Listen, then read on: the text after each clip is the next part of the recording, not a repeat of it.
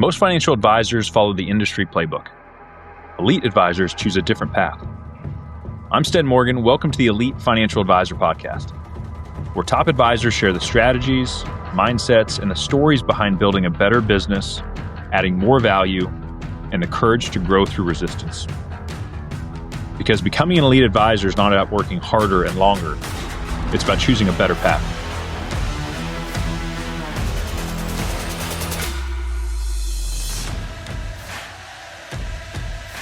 This adoption, which historically in wealth has been low for new tech, has completely shifted. There is this kind of heaviness of inefficiency in a lot of advisors' practices. Every incremental piece of value we want to add is like this heavy weight. If you asked advisors in 2024, what do you want out of AI? Almost all of them said the same thing: create the capacity for me to engage with my clients. What is AI going to do for advisors? If iteration one was all about efficiency, number two is all about effectiveness. So how can I be better on every call? In today's episode, we're going to be hanging out with Liam Hanlon from Jump. So Jump is probably the most talked about AI tool right now within our industry as far as note-taking and how can advisors start using AI. Generally, my impression is that our industry is going to be slow to adoption, but Liam has some really great insights today on parts of our industry that are adopting AI and efficiency much quicker, which is promising. So be thinking about your practice today as we talk about it. Where are you using AI effectively, and what admin tasks are maybe taking up time in your week that you can try to offload as quick as possible? You don't have to implement AI across the board overnight, but are there ways you can start using it sooner? Liam's has some great insights for us. Liam, thanks for being here, buddy. Yeah, Sten, thanks for having me. Bet. We're going to talk about how AI is going to replace financial advisors. I'm just kidding. Okay, I'm not the guy then. That's right. No. Yeah, we tricked you on being here. No. Man, I'm glad you're here. I'd love to hear kind of your path to getting with Jump, some brief background. And then really today, we want to talk about the best uses of AI to make advisors more effective. This is what I've kind of heard you say before. It's not replacing us. I think there's some lower tier ways of using AI, just so you can say you check the box. But like if you were optimizing AI and it was helping you be a better advisor, a better coach, what would that look like? So we're going to get to the root of that today.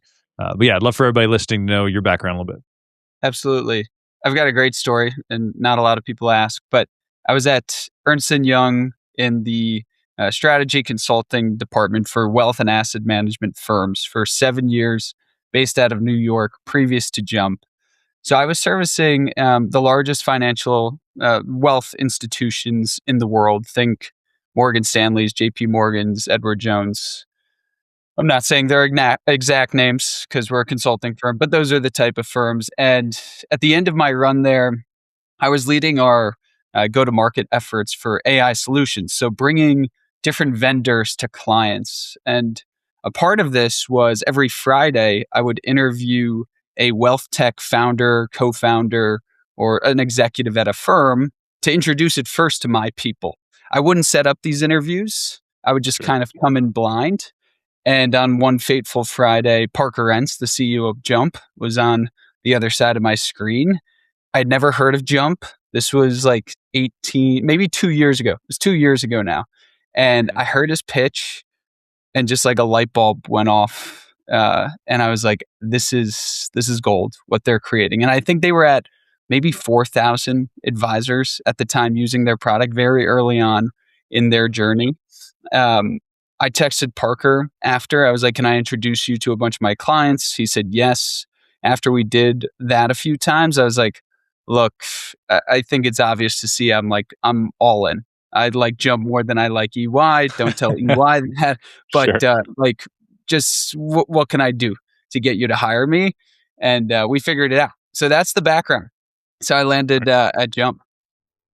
Nice. And for everybody listening, what is Jump? What's the main mission? And what's the biggest problem you guys are solving?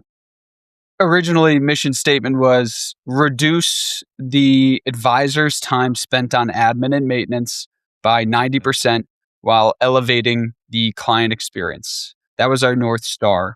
And the way we were doing that was we were a note taker that sat on advisors' calls. And after the Mhm. calls, the AI would summarize that note and create a bunch of outputs that the advisor could then just one click and update their CRM based on what happened in the meetings, or their financial planning tool, or their estate planning tool. And that the integrations have grown, and so have we as a company. That was the original mission statement. But now that we're at 33,000 financial advisors, and AI has obviously developed, and the tech has developed since the beginning, our mission has changed. It's not only to reduce the amount of time, but also enhance the advisor's effectiveness on calls and with clients, not just to elevate client experience by reducing the amount of admin and giving them more time to spend with their clients, but also in those interactions, making them better practitioners, better advisors. Nice. That's great.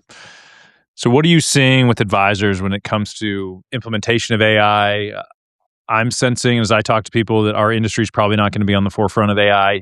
There's a lot of resistance, a lot of compliance, but Jump is becoming one of the names to where you're hearing it routinely around AI in the wealth management space. So, what are you guys learning live with advisors as far as are they pretty receptive? Does the firm have to approve it and then tell them to use it? What's that look Mhm. like? That depends on the type of firm, but let me back up a second. So, your assumption or hypothesis that we wouldn't be on the forefront of innovation is one that I held as well for a long time. And in 2023, University of Chicago did a research study across 11 professions, white collar professions. So teachers, accountants, lawyers, advisors were one of them. What they were measuring was, do you use AI at work and do you use it at home? So personally and professionally. Of the 11 professions that they studied, advisors had the lowest adoption of all 11. So teachers were beating advisors, Sure. almost every white collar profession. Now, fast forward to this year, Craig Iskowitz just released a study um, on AI note takers that says 70% or even more than 70% of RIAs now have adopted a note taker, which is the Mm, number one adopted use case. And when I go to conferences, which I do way too often, I ask the room, who here uses AI in their day to day workflow? And almost every single hand goes up. So, this adoption, which historically in wealth has been low for new tech, mm, has completely shifted.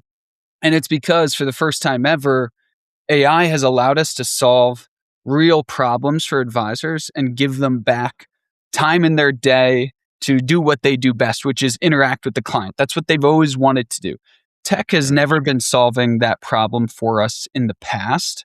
60% of our users save between 1 to 3 hours per day, which is unfathomable. Almost every single Yeah. one of our users saves time because of Jump, but 60% are saving 250 hours per year or more.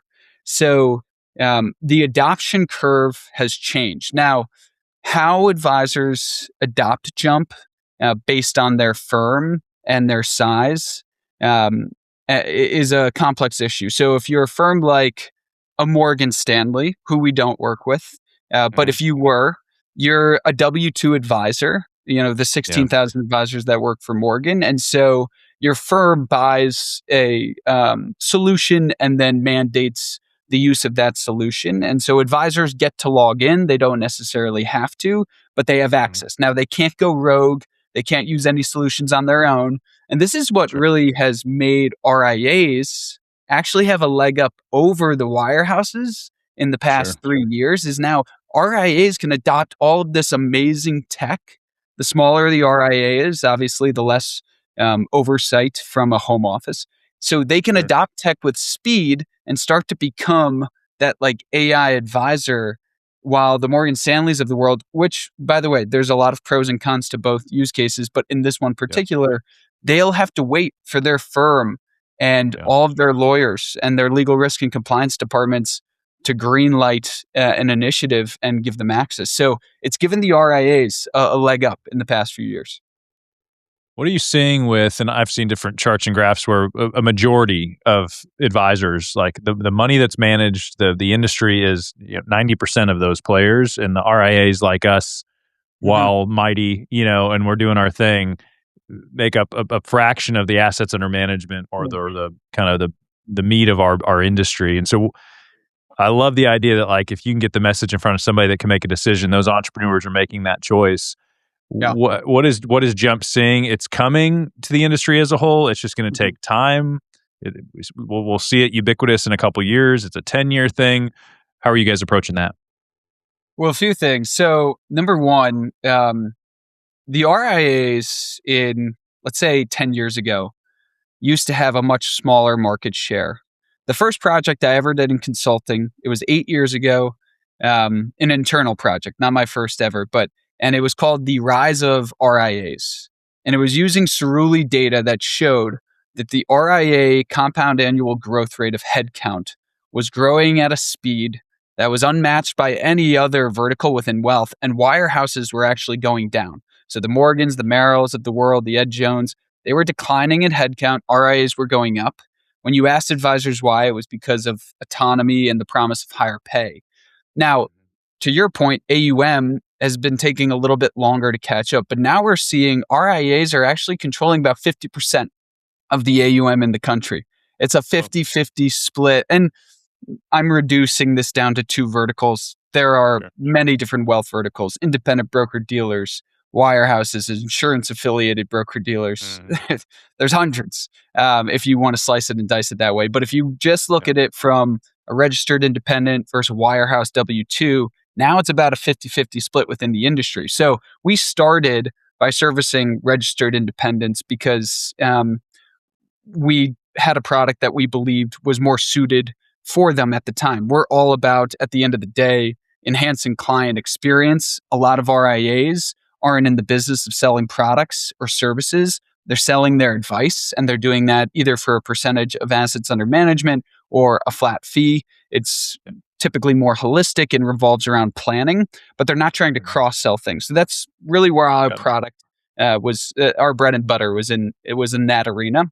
Now, as we start to sign some of the larger accounts, the Equitables of the world, the Alliances, the John Hancock's, Manulife, John Hancock's, if you will. Now we're seeing that our product needs to change a little bit to cater to those audiences as well. Obviously, our core product will always service the RIAs, but these two different verticals care about different things. That's true even in the RIA space. Rob Nance, CEO of Dispatch, has a great quote. I think it's Rob Nance. If I misquote him, I apologize, Rob. But it's, once you've met one RIA, you've met one RIA. So I think our guiding light is our customization. Every advisor has a different way of doing things. And so what we've really relied on is our ability to, yes, produce the highest quality technology right out of the box, but then give the users at each vertical, at each level, the ability to customize Jump the way they want to get the most out of it. Nice. So one thing, a term we use internally is maximum value with extreme efficiency. I think as I was a young advisor and I was getting more confident, getting more clients, I was like, especially in the planning space, I was like, the goal is to charge bigger and bigger fees. And the larger the fee, the more that represents that, you're solving bigger problems for people. But then you do hit a point where I'm like, maybe charging more is not always the best idea. Like, what if profitability became about like delivering the same thing in a fraction of the time? Yeah. And as a young advisor, I just wanted to be more knowledgeable. I wanted to get clients off of, just solving those problems by any way necessary. And I do sense as I coach and speak to other advisors, like there is this kind of heaviness of inefficiency in a lot of advisors' practices, that every incremental piece of value we want to add is like this heavy weight. And so we're trying to shift, and what's challenging, I mean, a lot of advisors, they're making enough money. Like there's not this burning on fire problem to solve, but we all know we could be doing it better. Yeah. With the RIAs you're running into, how are you creating the urgency of like, no, trust me, you need to go this way, when a lot of factors are saying you could just keep doing what you're doing now? That's a phenomenal question. So, and it comes down to value proposition. So the value proposition of technology, typically, right, a SaaS product, a software product like ours, it's one value prop because your core customer is the same. Now, going back to that point that everyone's individual, but RIAs, to your point, aren't trying to squeeze percentages out of clients. And maybe that is what the wirehouse want. So if we can tell a wirehouse, hey, through our product and our insights, you can increase your ability to convert prospects to clients by 2%. At a firm that's large enough, like a Morgan Stanley or JP Morgan, that would mean hundreds of millions of dollars worth of AUM. For an RIA with 10 advisors that's running a great shop, that means almost nothing. So, what does each of these two firms or two types of firms, and again, reducing down to the two, but what do they care about? Our value proposition to RIAs is client experience, giving you time back. The average advisor spends 53 hours per week working. And in 2018, when Kitsis did his foundational study on how advisors spend their time, you could see that over 10 hours a week was admin and maintenance. And we're not saying that you're trying to over optimize your day and get rid of all of your admin, all of your maintenance. But if it's activities that don't put you in front of the client, that don't help you generate revenue, that don't help you generate referrals, or that don't give you your time back, it's a great indication that that's something that you would want to get rid of. 10 hours spent on admin and maintenance was the burden that we were reducing. For a large firm, it could be more about the ROI of our technology. Those value propositions are just inherently different from one another.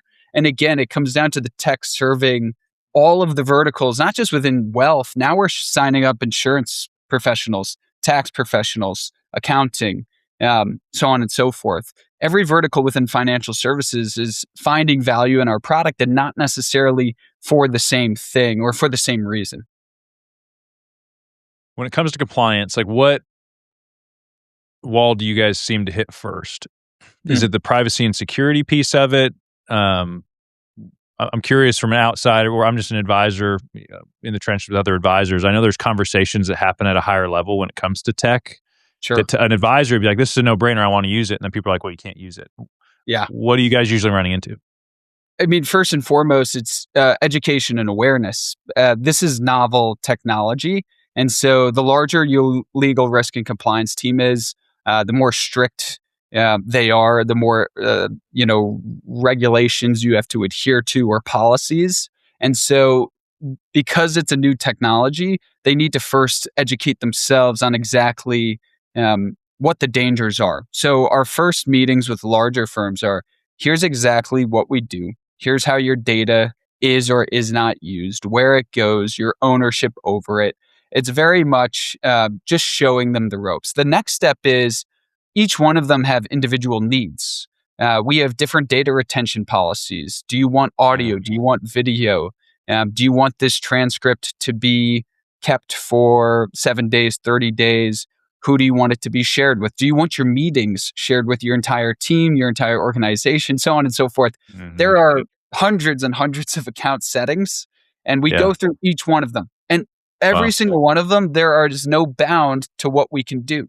If you want a retention policy, meaning your transcript is retained for X amount of days, if you want it for 0 days, 0 days is an option. If you want it in perpetuity, perpetuity is an option, and everything in between.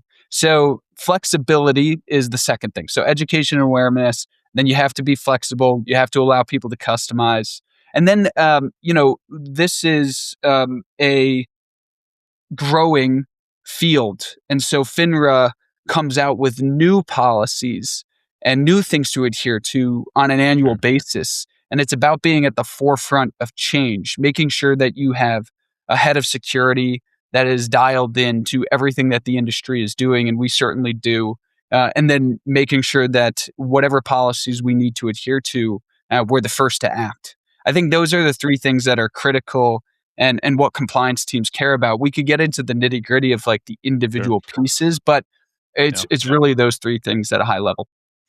Is it fair to say it's just a matter of time? Like some firms will take longer, but the idea that someday there will be a firm still not recording and using technology, that would be silly to assume some firms will be able to avoid it forever. Is that fair to say? Yeah, I think it is a matter of time. We've already seen the adoption within the RIA channel. Now we're seeing it in the enterprise channel. We're seeing it in these adjacent markets. It just feels like a no-brainer. And once you get comfortable with, all of the customizable account settings that I just talked through, you almost see that the risk is so low.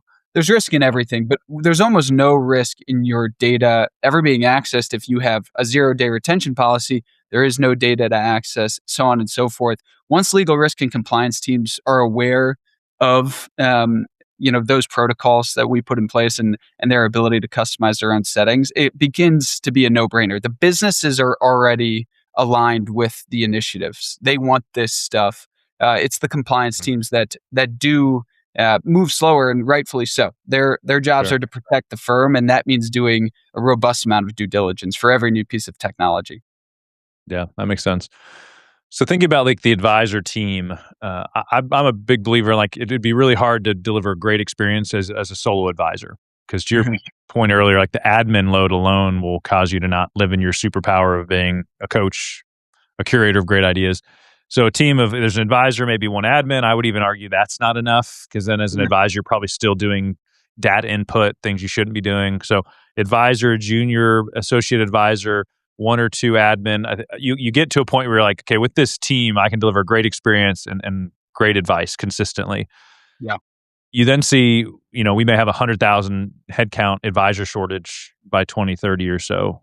I don't know if we'll need 100,000 to replace that gap necessarily. The way I'm viewing it is now my current team, which is 8 of us, like we can do a lot more. I don't need to get rid of anybody, right? But it means we can optimize, and maybe one person on my team does twice what I thought they were capable of. Yeah. This is maybe not directly in Jump's wheelhouse, but I know with your background in consulting, like how are you seeing the advisor team headcount changing over time? I think what we will see and what's already happening, anecdotally, I talk to a lot of advisors at conferences. They have repositioned their WMAs, their paraplanners, their admins to do more advice-related activities. We could see that gap of advice professionals begin to close, because the tasks that those admins were doing previously, now they can do in half the time. They can spend the other half of the time becoming practitioners, growing the practice, taking over a book of business, and closing this gap of generational wealth that we see emerging. I know it was the McKinsey study that said we'll be, 100,000 advisors short. I think that might be one of the answers. The other part of the answer is certainly what you just said. There's been research done. I think Kitsis has adapted research that had been done in academic literature in the past that said the average advisor can only, have 150 meaningful relationships. That was before all of the admin and operations and maintenance had been taken over by AI. So how does that change is the question. Yeah. Can you have 400 without degrading any of the client experiences that you have to maintain? And then the third piece is not taking over advisors, but there's going to be a large portion of the population that is underserved. I'll call it the mid-market. So you most certainly have an AUM fee that is like the minimum amount that makes sense for you to work with. And it's because the economics of the job just don't pencil out. If you start working with people like myself, that's probably well under your fee. And so we could service those people with great advice, with a different business model. Maybe it's one advisor, but 90% of the job is done by AI, and you get to call that advisor or that professional or consultant when you need them, but it's much, much less frequent than when you speak to your clients. So I think those 3 things could solve this problem in the industry. Nice. So for advisors, obviously in the one vertical we're talking about, they have less control. They're maybe hopefully asking the powers that be, hey, please approve something like this. In the RIA space you're working with, what does that look like? They hear from a fellow advisor, they should use it. They reach out to you guys. How does somebody usually get acquainted with Jump and then implement it? Referrals are certainly, in your business and in ours, the number one way to get a prospect to convert to a client and to get connected with a prospect. We actually really didn't do any marketing for a year. We did some. I posted on LinkedIn. We had others post, and we had a marketing department, but we weren't doing any. We weren't putting any real dollars behind our marketing efforts. And in that year, we grew from 6,000 over the 18 months, 6,000 to 33,000 advisors. It's all word of mouth. The advisor community is tight knit. There are a ton of events that these advisors go to, and forums and webinars and so on and so forth.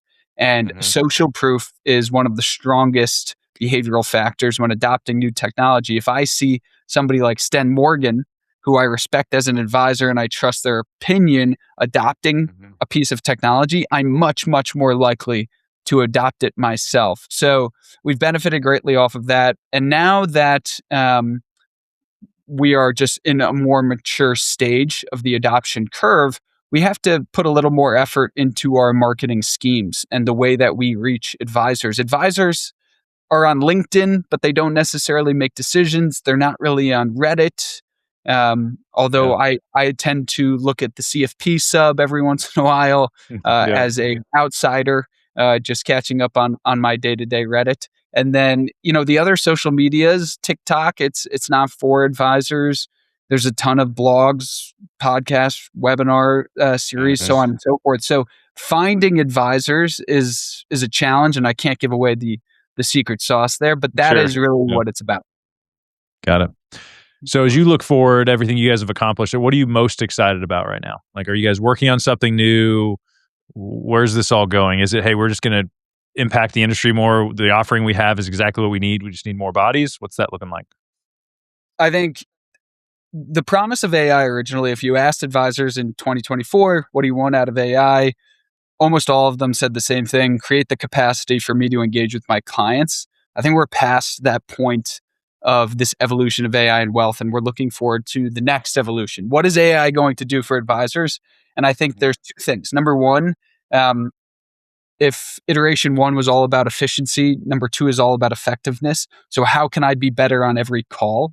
We do work with firms, large firms, small firms, that analyze their own conversations, and you can find ways that you can convert more of your prospects to clients based on what you've said. If you have, as a firm, thousands of meetings between advisors and prospects, that's a sample size that's big enough to say, and here in the successful use cases are the 3 to 4 things that actually increase your advisor's likelihood of success of converting a prospect to a client.